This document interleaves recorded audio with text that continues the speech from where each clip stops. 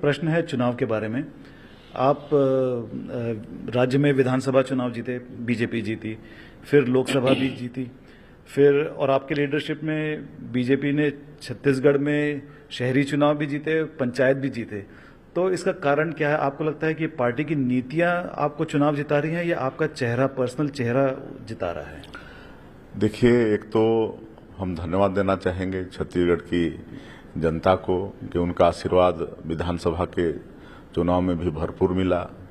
पहली बार 54 सीट जीते और 40% वोट हम लोगों को मिला।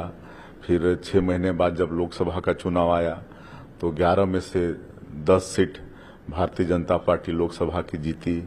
और उसके कुछ महीनों बाद जब नगरीय निकाय और त्रिस्तरीय पंचायती राज का चुनाव आया तो उसमें तो एक तरफा भारतीय जनता पार्टी को जनता का आशीर्वाद मिला।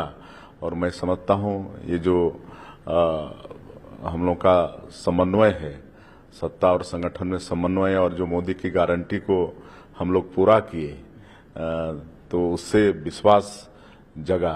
और आज पूरे देश की जनता का विश्वास हमारे देश के यशस्वी प्रधानमंत्री जी पर बढ़ा है, भारतीय जनता पार्टी पर बढ़ा है। कहे कि भारतीय जनता पार्टी के कथनी और करनी में एक रूपता रहता है। कांग्रेस में ये सब होता नहीं, इनके कथनी और करनी में जमीन आसमान का फर्क होता है।